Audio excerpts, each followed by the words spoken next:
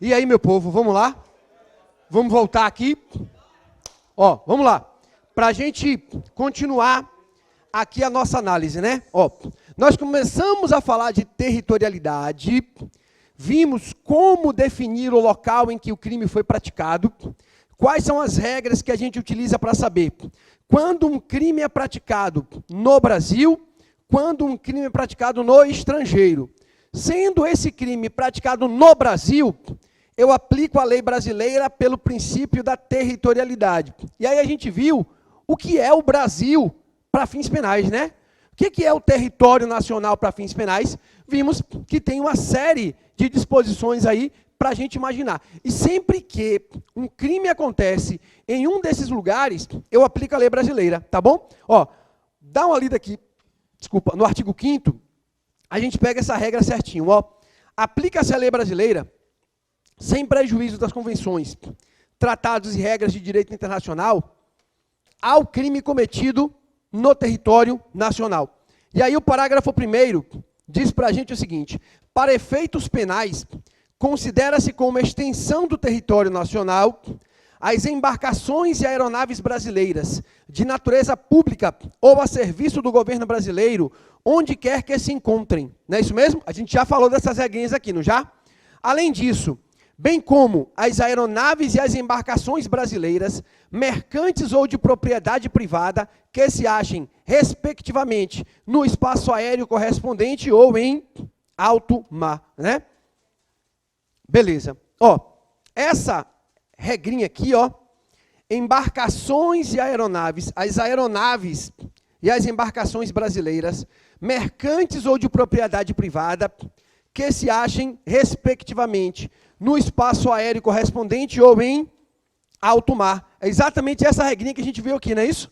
As embarcações ou aeronaves, né, com todo esse dom artístico, não é isso mesmo? As embarcações e as aeronaves em alto mar, elas, desde que sejam de bandeira brasileira, mercantes ou de propriedade privada, elas são extensão do território nacional para fins penais. Aqui aplica-se uma regra chamada de princípio da bandeira.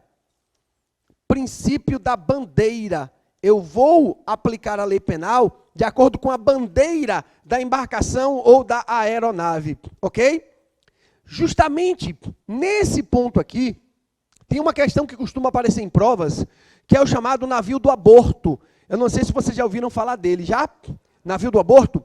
Esse navio do aborto é um navio de uma ONG holandesa, portanto, é um navio de uma empresa privada holandesa, né? E o que essa ONG faz? O navio vem até o Brasil, beleza? O navio vem até o Brasil, chegando aqui, várias mulheres entram no navio, beleza? Ó a galera que pulou aqui dentro do navio. O navio vai para o alto mar, ou seja, sai das 12 milhas. Como é um navio de bandeira holandesa, em alto mar, ele está no território holandês. E aí o aborto é praticado aqui no navio. Depois o navio retorna e as mulheres descem. Entenderam? Então, nesse caso, eu não posso aplicar a lei penal brasileira, porque o crime não foi praticado no território brasileiro. O crime foi praticado no território holandês. Entenderam? Fechou? Então, o que justifica o navio do aborto é exatamente essa segunda parte aqui, ó, do parágrafo 1º do artigo 5º, que traz a regra de que as embarcações e aeronaves privadas, quando estiverem em alto mar, elas são território da bandeira delas, tá? Se for brasileira, território brasileiro. Se for holandesa, território holandês. E assim sucessivamente. Dúvidas? Não? Posso ir em frente? Beleza. E aí o parágrafo 2º vai dizer, ó, é também aplicável a lei brasileira aos crimes praticados a bordo de aeronaves ou embarcações estrangeiras de propriedade privada, achando-se aquelas em pouso no território nacional ou em voo no espaço aéreo correspondente e estas em porto ou no mar territorial do Brasil. Então, as embarcações e aeronaves estrangeiras que estiverem no nosso território, eu aplico a lei brasileira, desde que elas sejam de propriedade privada, ó, de propriedade privada. Uma embarcação norte-americana de propriedade privada, se ele está nas 12 milhas do mar territorial do Brasil e acontece ali um crime, aplica a lei brasileira. Entenderam? Um avião de propriedade privada norte-americano sobrevoando o espaço aéreo brasileiro, se ali acontece um crime, aplica a lei brasileira, porque aquilo é o meu território, segundo esse parágrafo 2º aqui do artigo 5º do Código Penal. Entenderam? Fechou? Agora, lembrem do seguinte, toda vez que se fala em direito penal, aliás, toda vez que se fala em direito internacional público, fala-se em princípio da reciprocidade. Esse princípio é um princípio norteador das relações internacionais. No momento em que o Brasil diz que se a aeronave ou a embarcação pertencer ao governo brasileiro ou estiver a serviço dele, vai ser território brasileiro, onde quer que se encontrem, ele tem que dar reciprocidade. Portanto, se o avião que pertence ao governo norte-americano estiver no espaço aéreo brasileiro e acontecer um crime dentro dessa aeronave, quem julga? Estados Unidos. Entenderam?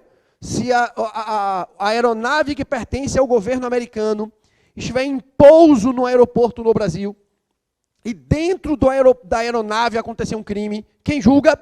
Estados Unidos. Reciprocidade. Não é isso mesmo? Eu dou o tratamento que espero ter. Se fosse o contrário, eu quero julgar. Se é um avião que pertence ao governo brasileiro, que está sobrevoando o espaço aéreo norte-americano, ou em pouso em um aeroporto nos Estados Unidos, e dentro do avião acontece um crime, eu aplico a minha lei.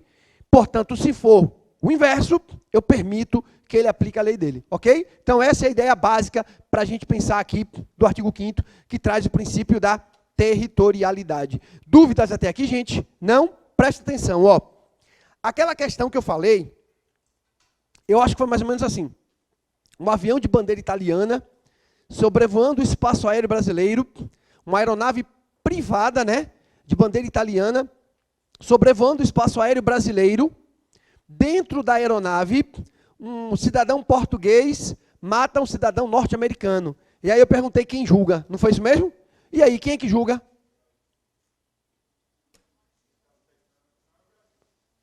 O crime aconteceu no espaço aéreo brasileiro. A aeronave era de bandeira norte-americana, mas de propriedade privada. E dentro da aeronave, um cidadão português matou um cidadão norte-americano. Quem julga? Ninguém tem dúvida, tem? Toma só cuidado, porque tem um tratado do qual o Brasil é signatário, que é o Tratado de Tóquio. E essa questão já apareceu algumas vezes em prova por conta disso. Esse Tratado de Tóquio diz o seguinte: sempre que uma aeronave estiver em voo e dentro dela ocorrer um crime, quem julga é o país da bandeira. Entenderam? O Tratado de Tóquio, do qual o Brasil é signatário, diz que sempre que uma aeronave estiver em voo e dentro desta aeronave acontecer um crime, quem julga é o país da bandeira. Portanto, olha para cá. Uma aeronave de bandeira italiana, privada, sobrevoando o espaço aéreo brasileiro, dentro dessa aeronave acontece um crime. Se eu for respeitar o Tratado de Tóquio, quem julga? Itália. Entenderam? Se eu for respeitar o Tratado de Tóquio, quem julga é a Itália. Entretanto, o Supremo julgou o conflito entre o Tratado de Tóquio e o Código Penal. E aí o Supremo disse, não, prevalece o Código Penal. Se o crime acontece dentro de uma aeronave em voo no espaço aéreo brasileiro, se essa aeronave for estrangeira, mas de propriedade privada, e não está a serviço de nenhum governo estrangeiro, quem julga é o Brasil. Entenderam? Fechado? Beleza. A questão da prova é questionar isso aí de você, como nesse exemplo que eu citei. Por exemplo, a aeronave de bandeira, a aeronave de propriedade privada, de bandeira italiana, sobrevoando o espaço aéreo brasileiro. Se você leu o Tratado de Tóquio e estudou por algum doutrinador de direito internacional, você vai dizer que quem julga é a Itália. Entendeu? Mas se você estudou pelo Código Penal, e se você também olhou as regras lá trazidas que o Supremo julgou, você vai ver que quem julga, na verdade, é o Brasil, não é aí especificamente a Itália. Tá bom? Beleza. Então, ó, vamos lá. Agora a gente vai falar do artigo 7º do Código Penal. Esse artigo 7º do Código Penal, ele traz algumas hipóteses de extraterritorialidade. E essas hipóteses aqui, de extraterritorialidade, são hipóteses em que o crime acontece fora do meu território, mas eu quero aplicar a minha lei. Entenderam? O crime não aconteceu no território brasileiro. O crime aconteceu fora do território brasileiro. Mas ainda assim, a depender de algumas circunstâncias que o próprio artigo 7º vai explicar para a gente, né? Mesmo nesses casos, eu quero aplicar a lei brasileira para um crime que foi praticado no território estrangeiro, ok? E isso vai se revelar de acordo com os critérios que o artigo 7º vai dizer. Vamos dar uma olhada nele? Ó, ficam sujeitos à lei brasileira, embora cometidos no estrangeiro, tá vendo?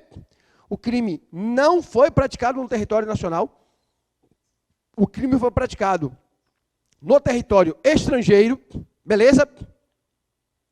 Mas como foi um crime, inciso 1, contra a vida ou contra a liberdade do presidente da República, o Brasil quer julgar. Mesmo que esse crime tenha ocorrido em território estrangeiro.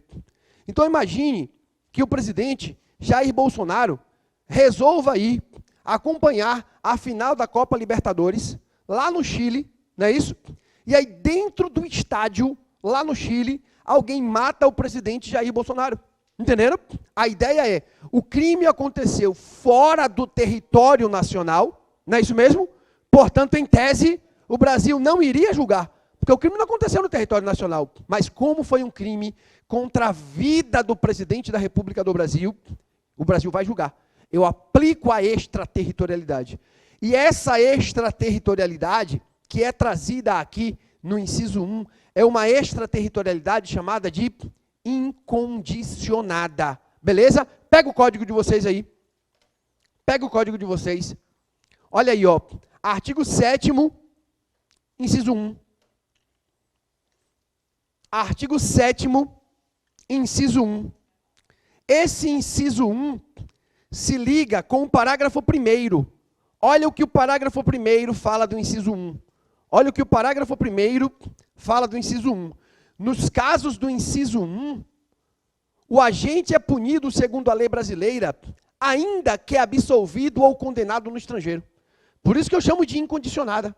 Mesmo que o cara já tenha sido condenado lá, mesmo que ele já tenha sido absolvido lá, ele vai ser processado no Brasil.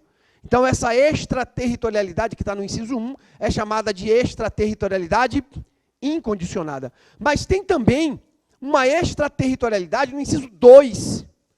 E olha, o parágrafo 2º se liga ao inciso 2. E olha o que o parágrafo 2º fala do inciso 2.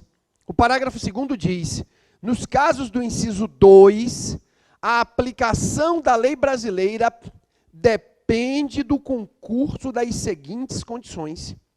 Ou seja, eu só aplico a lei brasileira se todas essas condições estiverem presentes. Portanto, ó, essa extraterritorialidade é condicionada. Condicionada à presença desses elementos aqui, tá?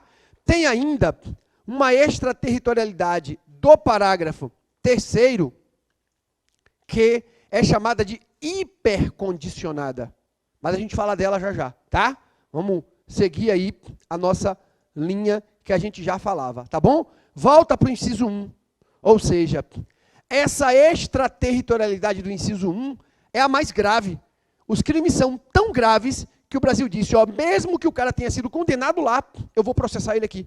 Mesmo que ele tenha sido absolvido lá, eu processo ele aqui. Essa extraterritorialidade é incondicionada. Mas para que isso ocorra, tem que ter havido um crime contra a vida ou contra a liberdade do presidente da República. Quais são os crimes contra a vida que a gente tem no Código Penal? Homicídio, a participação no suicídio, né? Aborto e infanticídio. Tá. Desses crimes, quais o presidente da República pode ser vítima?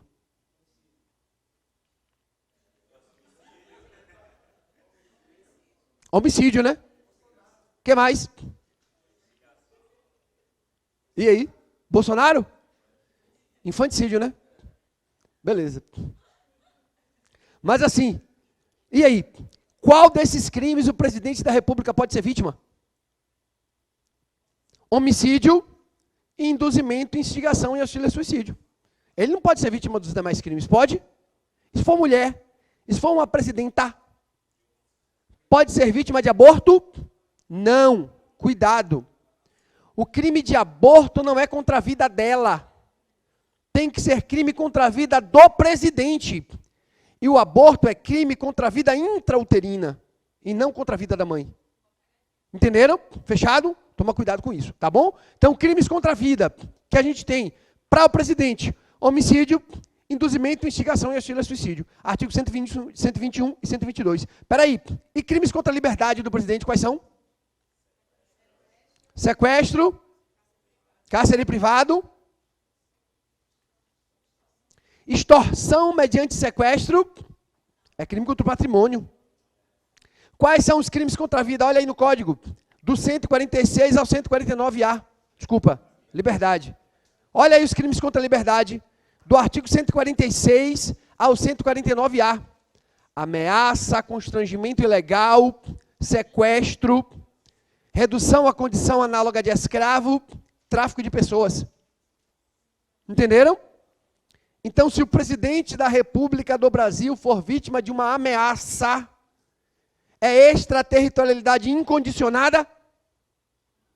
Se o presidente da República do Brasil for vítima de uma ameaça em território estrangeiro, é extraterritorialidade incondicionada?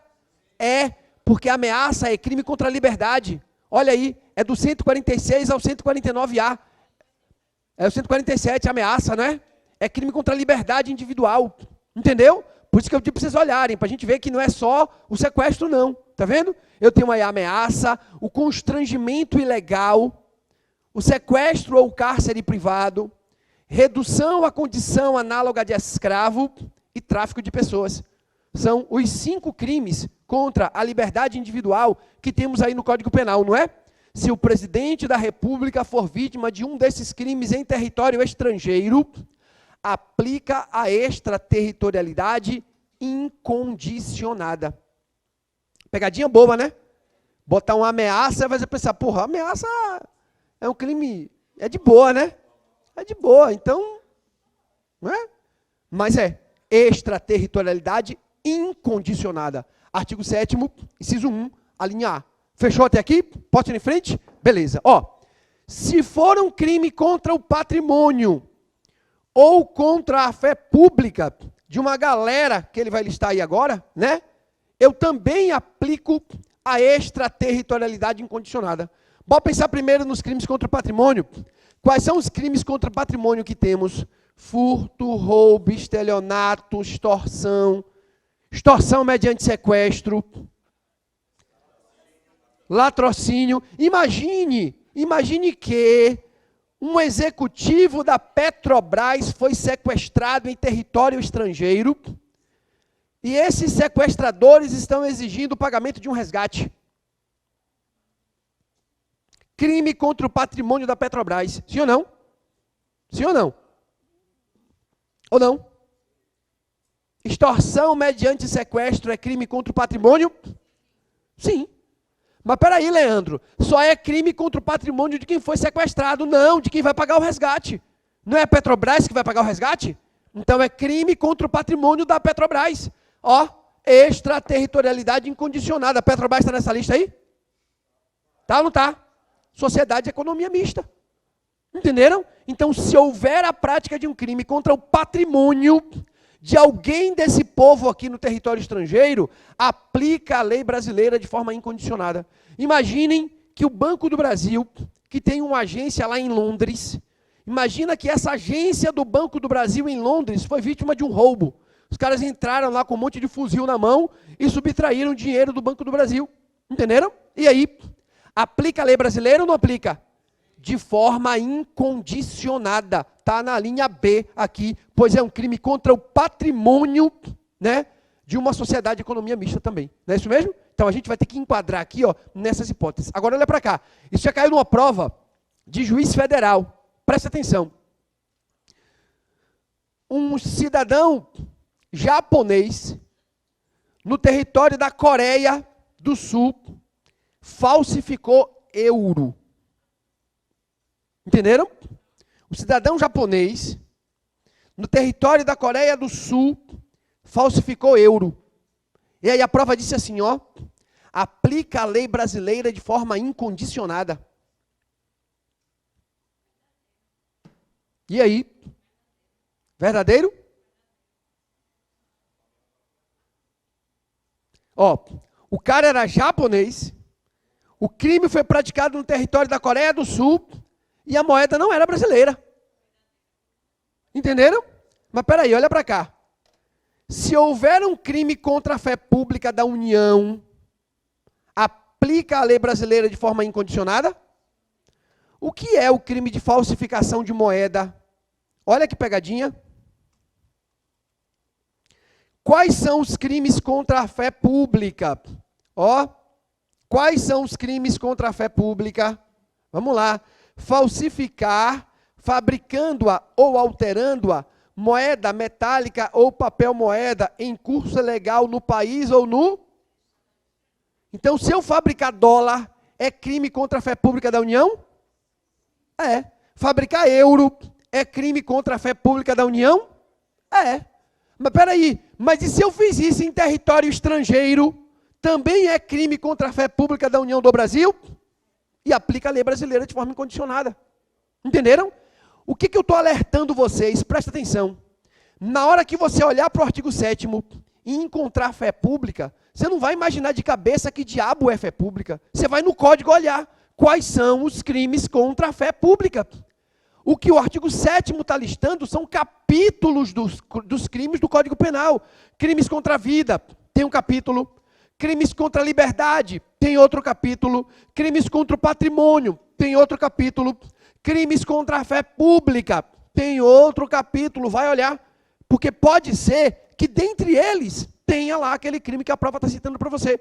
E, gente, presta atenção, você vai estar com o código na mão. Entenderam? Você vai estar com o código na mão. Você com o código na mão, é só você olhar. Mas lembrem, tem que conhecer o código, não tem? E conhecer o código, quando eu digo, não é decorar o que é o código, não. É você, ó, manusear ele, saber que existem crimes contra a fé pública, crimes contra o patrimônio, e dar uma olhadinha para ver o que é, né? Dá uma sentada, dá uma lida. Olha lá quais são os crimes contra o patrimônio, quais são os crimes contra a fé pública, quais são os crimes contra a liberdade, quais são os crimes contra a vida. Fazer essa análise é importante para a gente compreender o artigo 7º do Código Penal, entendeu? É óbvio que uma questão desse nível que eu coloquei aqui agora, eu acho que não cairia numa prova da OAB, numa prova de segunda fase da OAB. Foi uma questão que caiu numa prova, num concurso da Magistratura Federal, beleza? Mas por que eu ressaltei essa questão? Porque a partir dela, a gente tem uma compreensão exata de que com o código na mão, você responde qualquer coisa que trate disso aí, desde que você saiba procurar, não é? Ou seja, quando o artigo 7º do Código Penal está fazendo referências aqui, ó, quando ele está fazendo referências aqui a, por exemplo, crimes contra a vida, isso é um capítulo do Código Penal. Você vai lá no capítulo do Código Penal que trata dos crimes contra a vida. Tem índice, gente, no Código Penal? Tem ou não tem? Vai dar trabalho de achar? Pelo amor de Deus, né? Não. Quais são os crimes contra a vida? Olha no índice do teu código, ele te dá até a página. Quais são os crimes contra a fé pública? Olha no índice do teu código, ele te dá até a página. Leandro, quais são os crimes contra a administração pública? Está no índice, ele te dá até a página. É do artigo tal até o artigo tal. Então, na hora que você tiver com o código na mão, que a prova falar numa hipótese como essa, o que você vai fazer? Você vai olhar no índice, onde é que estão aqueles crimes, e passar o olho para ver quais são os crimes, para ver se algum deles bate com aquela descrição que a prova está trazendo. Entenderam? Fechou? Posso ir em frente? Beleza. Então, ó, os crimes contra o patrimônio ou a fé pública dessa galera toda aqui, a gente vai ter a aplicação da lei penal brasileira de forma incondicionada. Crimes contra a administração pública também, né? corrupção, peculato, não é isso mesmo? Corrupção passiva, prevaricação, aquele guerigueri todo lá, não é isso mesmo? Desde que quem praticou o crime esteja a serviço do Brasil. Não é qualquer pessoa, tá? Não é qualquer pessoa. Se alguém a serviço do Brasil pratica no estrangeiro um crime contra a administração pública, eu aplico a lei brasileira de forma incondicionada. É o que traz a linha C aqui do inciso 1º. Ou ainda, se for um crime de genocídio, aqui por conta da gravidade do crime, né? Do princípio usado aqui, é o chamado princípio da justiça cosmopolita, né? Então eu aplico a lei brasileira a um crime de genocídio, mesmo praticado no estrangeiro, desde que o agente seja brasileiro ou domiciliado no Brasil. Entenderam? Então, se um cidadão norte-americano que tenha domicílio no Brasil praticar um crime de genocídio na África, ele responde aqui. Se um cidadão brasileiro praticar um crime de genocídio no Afeganistão, responde aqui. E responde de forma incondicionada, como traz aí o inciso 1º, a linha D do Código Penal do artigo 7º. Fechou? Beleza? Agora, já no inciso 2, o inciso 2 vai trazer crimes que são menos graves. Por que esses crimes são menos graves? Simples. Basta você olhar a forma de aplicação deles, né? O inciso 1 era aquele de aplicação incondicionada, não é isso? Já o inciso 2, não. No inciso 2, a aplicação é condicionada a que aqueles requisitos lá do parágrafo 2º estejam presentes, né? É mais ou menos assim, ó. Se alguém cometer um desses crimes aqui no estrangeiro, eu puno, mas só puno se determinadas condições estiverem presentes. Portanto, eles são menos graves do que aqueles presentes lá no inciso 1, ok? E aí o inciso 2 vai dizer, ó, os crimes que, por tratado ou convenção, o Brasil tenha se obrigado a reprimir. O Brasil assinou tratados internacionais em que ele se obriga a reprimir lavagem de capitais. Lavagem de capitais é um crime, né? Que o Brasil assinou tratados internacionais se obrigando a reprimir esse tipo de crime. O Brasil assinou tratados internacionais se obrigando a reprimir tráfico de drogas. Então, esses crimes que, por tratado ou convenção, o Brasil tenha se obrigado a reprimir, se eles acontecem fora do Brasil, pode aplicar a lei brasileira, desde que as condições do parágrafo 2º estejam presentes. Entenderam? Quais são as condições, Leandro? Pô, peraí, como é para punir um cara que pratica um crime no estrangeiro? Como é que eu faço para que esse cara responda a um processo no Brasil? Será que tem meios para isso? Posso pedir extradição. O Ministério Público pode, aqui no Brasil, oferecer a denúncia, o juiz decretar a prisão preventiva, essa prisão preventiva ser enviada para a Interpol, para a lista de difusão vermelha, e em mais de 80 países aí onde esse cara pisar, ele vai ser preso e pode ser extraditado para o Brasil, para vir responder um processo no Brasil por um crime praticado no estrangeiro, né? Então, os meios para operacionalizar existem. Aqui a gente está visualizando as hipóteses em que isso pode acontecer, ok? Então, quando é que alguém, mesmo tendo praticado um crime no estrangeiro, pode responder no Brasil? Nos casos do inciso 2, se esse crime for um crime que o Brasil assinou tratados ou convenções se obrigando a reprimir essas espécies de crime. E aí vimos dois, né? Por exemplo, o Brasil é signatário de tratados onde ele se obrigou a reprimir tráfico de drogas, lavagem de capitais. O Brasil é signatário de tratados onde ele se obriga a reprimir crimes que firam gravemente os direitos humanos. Qualquer crime que feriu gravemente os direitos humanos em qualquer lugar do mundo, o Brasil se obrigou a reprimir. Então, por uma hipótese como essa, o Brasil pode instaurar um processo, decretar uma prisão preventiva e requisitar da Interpol a extradição desse desinfeliz para responder o processo aqui no Brasil. Beleza? Agora, claro, obviamente, tudo vai depender também da vontade política das pessoas que têm a função de instaurar esses procedimentos, né? Ó, se um brasileiro praticar um crime no estrangeiro, pode responder no Brasil também, tá vendo? Pode responder no Brasil também. Esse aqui é o que mais cai em prova. Ó, quando um brasileiro pratica um crime no estrangeiro. Presta atenção. Eu disse a vocês que o parágrafo 1º se liga ao inciso 1, não foi? O que condiciona o inciso 2? O parágrafo 2º, não é isso? Olha para cá. Nos casos do inciso 2, a aplicação da lei brasileira depende do concurso das seguintes condições, ou seja, todas elas devem estar presentes para que eu possa aplicar a lei brasileira. Não é isso? Se faltar uma, não aplica a lei brasileira, não é isso? Ou seja, depende do concurso das seguintes condições. Quais são as condições? Eu não vou mandar a Interpol prender esse cara, eu vou esperar ele entrar no Brasil, porque é um crime menos grave. Entenderam? Além disso, o fato também tem que ser punível no país onde foi praticado. Então, imagina que um brasileiro lá no Uruguai estava usando maconha. No Brasil é crime, não é crime? Mas lá no Uruguai é crime? Então eu não vou punir ele aqui, porque o fato não era punível no local onde foi praticado. Se uma mulher brasileira realizar um aborto na Holanda, eu posso punir lá no Brasil? Porque lá não é crime. Vocês compreenderam? E já caiu em prova, por exemplo, o caso de um cidadão que estava usando lança-perfume na Argentina. E na Argentina, a lança-perfume é uma substância permitida. E eu não posso punir no Brasil essa conduta. Porque para que eu puna, não basta que ele volte para o Brasil. É preciso que essa conduta também seja punível no lugar onde foi praticada. Entenderam? Fechado? E também, olha para cá, esse crime que ele praticou tem que estar incluído entre aqueles pelos quais a lei brasileira autorizaria a extradição. Ok? E o agente não pode ter sido absolvido no estrangeiro ou não ter cumprido a pena lá, né? E também ele não ter sido o agente perdoado ou, por outro motivo, não estar extinta a punibilidade, segundo a lei mais favorável. Observem que, pelos requisitos do parágrafo 2º, quase nunca vai ter processo. É ou não é? Quase nunca vai ter processo.